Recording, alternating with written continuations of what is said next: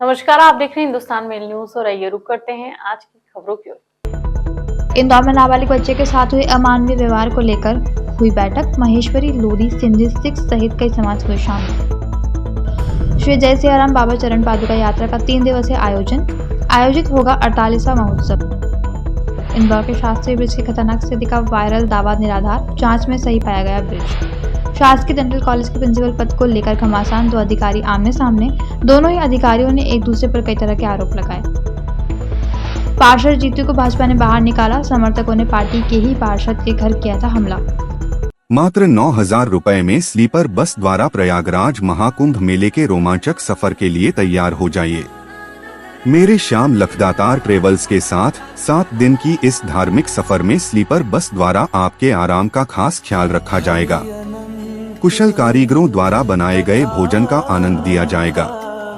साथ ही स्वच्छ और सुरक्षित धर्मशाला में रात्रि विश्राम की संपूर्ण व्यवस्था। 7 दिन की इस धार्मिक सफर में आप उज्जैन महाकाल ज्योतिर्लिंग दर्शन, बाघेश्वर धाम श्री बालाजी मंदिर दर्शन, चित्रकूट रामघाट स्नान एवं नौका विहार, प्रयागराज त्रिवेणी संगम में शाही स्नान, बनारस 84 घाट दर्शन, नौका विहार, काशी विश्वनाथ ज्योतिर्लिंग दर्शन, अयोध्या धाम, हनुमानगढ़ी श्री राम जन्मभूमि दर्शन, सरयू नदी स्नान, ओरछा किला राम मंदिर 24 जनवरी को प्रारंभ होने जा रही है। जल्दी से मां और बाबूजी के लिए सीट बुक करें और प्रयागराज में होने जा रहे महाकुंभ मेले का दर्शन लाभ लीजिए। इंदौर में भाजपा पार्षद के घर में घुसकर हमले के 8 दिन बाद पार्टी ने एमआईसी मेंबर जीतू यादव को बाहर निकाल दिया। प्रदेश अध्यक्ष बीडी शर्मा ने पूरे विवाद को अशोभनीय बताते हुए एक्शन लिया है। 3 जनवरी को 40-50 लोग ने भाजपा पार्षद कमलेश कालरा के घर में घुसकर हमला किया था। कालरा के नाबालिग बेटे ने शुक्रवार को पुलिस को दिए बयान में बताया कि गुंडों ने उसके प्राइवेट पार्ट को चोट पहुंचाई, उसके साथ अप्राकृतिक कृत्य करने की बात कही। नाबालिग ने बताया कि आरोपियों ने गालियां देकर उसके साथ मारपीट की, उसका टॉवेल खींचा, अंडरवियर खींचकर निर्वस्त्र कर वीडियो बनाया, प्राइवेट पार्ट को पकड़कर खींचा और कहा कि हम तुझे निपटाएंगे। साथ ही साथियों से कहा कि इससे अप्राकृतिक कृत्य करो। हमलावर जीतू के समर्थक बताए जा रहे हैं। विवाद के बीच जीतू और कालरा की बातचीत का एक ऑडियो भी वायरल हुआ है। इसमें जीतू ने कहा, संगठन चाहे चूल्हे में मैं अपनी जगह और संगठन अपनी जगह। घटना की शिकायत पार्षद कालरा ने पीएमओ और पार्टी अध्यक्ष जेपी नड्डा से की है। इसके बाद मुख्यमंत्री डॉक्टर मोहन यादव ने सोशल मीडिया प्लेटफॉर्म एक्स पर पोस्ट कर घटना को दुर्भाग्यपूर्ण बताया था। इधर मामले में मानवाधिकार आयोग ने इंदौर पुलिस कमिश्नर से 3 हफ्ते में जाँच रिपोर्ट मांगी है। संगठन सर्वोपरि है, तो संगठन आदेश देगा वो हम मानेंगे और संगठन ने जो काम करा है बहुत अच्छा करा है, उनसे मैं संतुष्ट हूँ और संगठन मेरे साथ खड़ा है और हमेशा खड़ा रहेगा। इसमें हमने FIR अज्ञात पे करी, लेकिन जो वायरल वीडियो, CCTV और चश्मदीद साक्षियों के बयानों के आधार पे हमने जो है अभी तक कुल 27 लोगों को चिन्हित कर लिया है, जिसमें से 8 लोगों की गिरफ्तारी हो चुकी है। 6 लोगों को माननीय न्यायालय में पेश करके हमने JR में भेज चुके हैं। अभी जो 2 लोग हमारे पास हैं, उनसे पूछताछ हम कर रहे हैं कि इन्हें किसने यहाँ पे भेजा था, किसने उकसाया था और किसी कहने पे आए थे, किसके साथ ये लोग आए थे। क्या कुछ सामने आया सर, क्यों उकसाया था, किस लिए आए थे? अभी तक इनके द्वारा जो बताया गया है, इसमें कल जो जिन 6 लोगों को हमने जेल भेजा था, उसमें एक आरोपी का बता रहे हैं कि यहाँ पे आना है, ये बोल के उनके साथ ही लेके आए थे। और इनके द्वारा जो भी नाम हम बताए जा रहे हैं, तो हम उसकी टेक्निकल और मैनुअल दोनों एस्पेक्ट में हम जांच कर रहे हैं। जो भी इसमें घटनाक्रम में शामिल होगा, किसी को भी छोड़ा नहीं जाएगा, सभी को गिरफ्तार करके माननीय। इंदौर के 70 साल पुराने शास्त्रीय ब्रिज सोशल मीडिया पर खतरनाक स्थिति में होने की खबर वायरल हो गई थी। वायरल मैसेज में दावा किया गया था कि रीगल से नगरपालिका प्लाजा जाने वाले रास्ते पर ब्रिज का एक हिस्सा धंस गया है, जिससे ब्रिज के गिरने का खतरा उत्पन्न हो गया है। इस वायरल खबर के बाद कलेक्टर और महापौर ने इस पर तत्काल संज्ञान लेकर निगम अधिकारियों को निरीक्षण के लिए आदेश दिए। इसके बाद एक 7 सदस्यीय टीम का गठन किया गया, जिसमें रिटायर्ड इंजीनियर और प्रोफेसर भी शामिल थे। इस टीम ने ब्रिज का निरीक्षण किया और जांच के बाद यह स्पष्ट किया कि शास्त्रीय ब्रिज को फिलहाल इस्तेमाल के लिए उपयुक्त माना गया है। टीम ने ब्रिज के बंद होने की संभावना को खारिज किया। इसके साथ ही महापौर ने इंदौर शहर के पुराने 5 अन्य ब्रिजों के भी सर्वे करने का आदेश दिया है। तो हमने उस दिन देखा था, तो ऐसा हमें कुछ प्रतीत नहीं हुआ कि सदस्यता की कोई वो है, थोड़ी सी चेकिंग थी। लेकिन कल मेयर साहब के संज्ञान में भी आया, कलेक्टर साहब के संज्ञान में आया, तो उन्होंने कहा कि इस ब्रिज को किसी अन्य विभागों के जो एक्सपर्ट्स हैं ना, उनको भी दिखा लिया जाए। तो उसके पालन में आज हमने इंजीनियरिंग कॉलेज, DOD और IDA के जो एक PDOD के रिटायर्ड चीफ इंजीनियर जो ब्रिज सेल के हैं और हमारे कई सदस्य सबको लेके हमने दिखाया। तो ये सेटलमेंट नहीं है, ये लोकल सेटलमेंट, हल्का सा सैगिंग आई है तो पहले मटेरियल शेड भरा होगा जो सेटल हो गया होगा, और ऐसा लगता है ये सैगिंग अभी की नहीं है, ये पहले की रही होगी, अभी संज्ञान में अब आई है। जमीन के नीचे जियोलॉजिस्ट होती है, जमीन के ऊपर सिविल इंजीनियरिंग शुरू करती है। और ये जो सेटलमेंट की प्रॉब्लम है, तो जो ब्रिज बना है वो ब्लैक कॉटन सॉइल ऊपर है, तो नीचे जाके रॉक आती है। वो जो ब्लैक कॉटन सॉइल है वो रॉक के वेदरिंग से बनती है। तो ब्लैक कॉटन सॉइल में सेटलमेंट होना एक नॉर्मल है, ऐसा नहीं आज पहली बार हुआ है। वो सेटलमेंट मिलीमीटर से सेंटीमीटर में भी होता है। जनहानि होने की आशंका या इस तरह से कुछ भी होगा? जनहानि आने की कोई आशंका नहीं है, इसका एक डिटेल इन्वेस्टिगेशन करना पड़ेगा। हाँ, आए हैं यहाँ पे। कलेक्टर साहब ने पास को शिकायत आई थी, उन्होंने लोधी जी को दी। लोधी जी ने हम जैसे मैं कंसल्टिंग इंजीनियर हूँ तो बुलाया था उन्होंने। वास्तव में ये सिर्फ खाली फुटपाथ की प्रॉब्लम है। प्रॉब्लम भी क्या है कि इसके नीचे की जो मिट्टी है वो थोड़ी सी सेटल हुई है। सेटलमेंट अपने घर में फर्शियाँ नहीं होती, ऊपर नीचे हो जाती है, ऐसे ही ये पेवर ऊपर नीचे होगा। तो इसको आप यही जैसे बातचीत हो रही है कि इसको अपन खुदवा देंगे, इसके नीचे की मिट्टी टाइट करवा के ये पेवर वापस लगवा देंगे। ऐसा इस ब्रिज में कोई प्रॉब्लम नहीं। इंदौर में दो भाजपा पार्षदों के बीच हुए विवाद का मामला अब लगातार बढ़ता जा रहा है। नाबालिग बच्चे के साथ हुए अमानवीय व्यवहार मामले में समस्त समाजजनों ने आक्रोश जाहिर कर कड़ी कार्रवाई की मांग रखी है। दरअसल इंदौर में भाजपा पार्षद कमलेश कालरा के घर पर बदमाशों द्वारा हमला किया गया था। इस दौरान विवाद काफी बढ़ गया था और एक नाबालिग बच्चे के साथ में अमानवीय व्यवहार किया गया था, जिसको लेकर पूरा समाज अब सड़कों पर उतर रहा है और कड़ी कार्रवाई की मांग कर रहा है। समाजजनों का कहना था कि विवाद से हमारा कोई मतलब नहीं है, लेकिन जिस तरह से नाबालिग बच्चे के साथ हरकत हुई वह पूरे समाज को कलंकित करने वाली है। इस घटना ने जो माँ हिल्या की नगरी को शर्मसार किया है, इस घटना के लिए सर्व समाज के साथ लोधा समाज भी कंधे से कंधा मिला के खड़ा है कि ऐसे कृत्य करने वालों को जितना हो सके ज़्यादा से ज़्यादा सज़ा दिया जाए, ताकि कभी भविष्य में कोई ऐसी कृत्य करने की कोशिश भी ना करे और सोचे भी नहीं। ऐसा यहाँ बैठ के सभी समाजजनों ने निर्णय लिया। ये कमलेश जी कालरा के निवास पे जो गुंडा तत्वों ने अभद्रता की, जाके बच्चे को नग्न किया, खुले शब्द में बोले तो उसको नग्न किया, माँ बहनों के सामने, उसकी माँ और दादी सामने बैठी हुई, उनके सामने उसके साथ ऐसी अभद्रता की, और पूरा शहर उससे शर्मसार है। लोगों के पास, आदमी के पास लफ्ज नहीं है, सभी अपना अपना आक्रोश कैसे प्रकट करें, क्या करें। आगे क्या करने वाले हैं? आगे यदि उनके खिलाफ उचित कार्रवाई नहीं हुई, प्रशासन ने 6 लोगों को गिरफ्तार किया है, लेकिन इसमें तत्व ज्यादा है, गुंडा तत्व ज्यादा है, उनको सभी के खिलाफ सख्त कार्रवाई हो।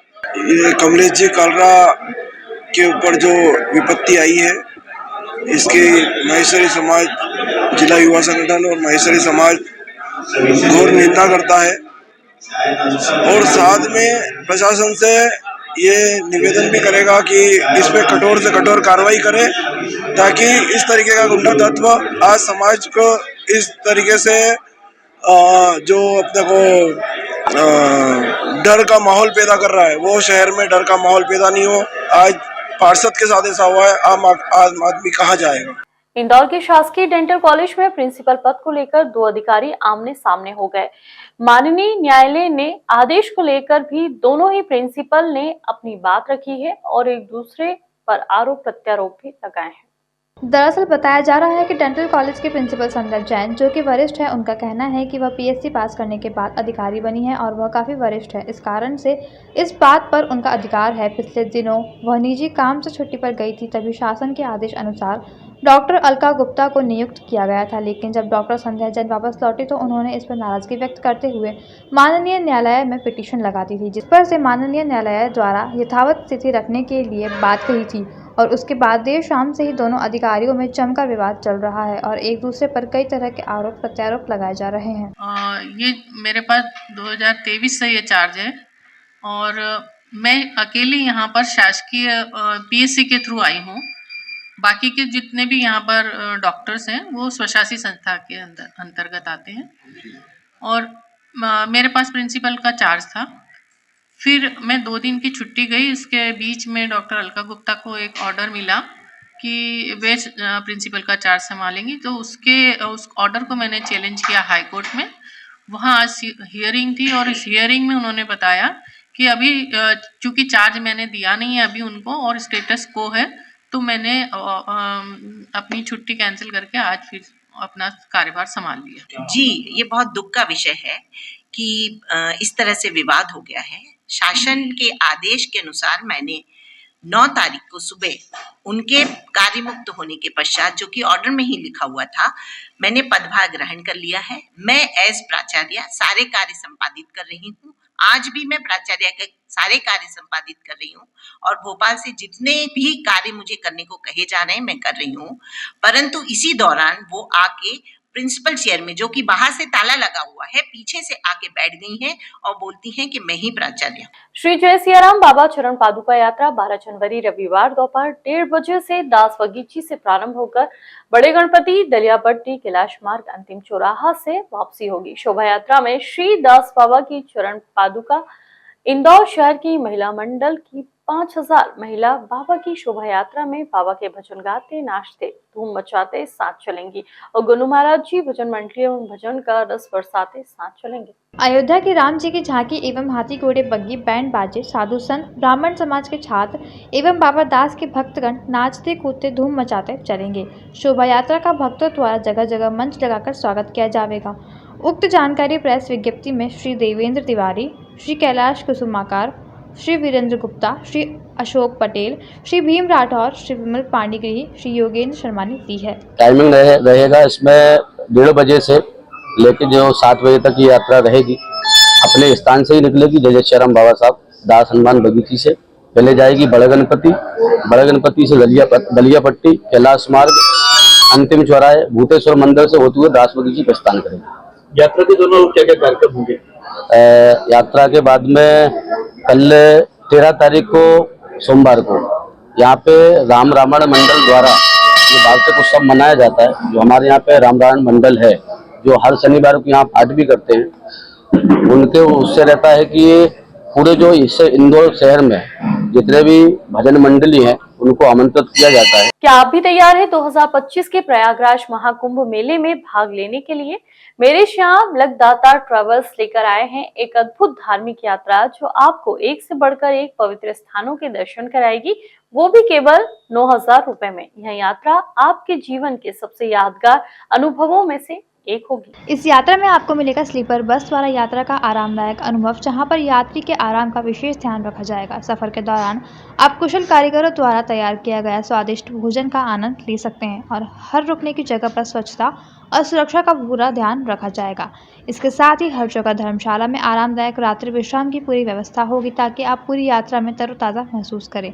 यह 7 दिवसीय यात्रा धार्मिक दृष्टिकोण से आपके जीवन को एक नई दिशा देने वाली है। 24 जनवरी से शुरू हो रही इस यात्रा में शामिल होकर पाएं उज्जैन महाकाल, बागेश्वर धाम, श्री बालाजी मंदिर, चित्रकूट रामघाट, प्रयागराज त्रिवेणी संगम, बनारस, काशी विश्वनाथ और अयोध्या धाम के पवित्र दर्शन, साथ ही शाही स्नान और सरयू नदी स्नान का अद्भुत अनुभव मिलेगा।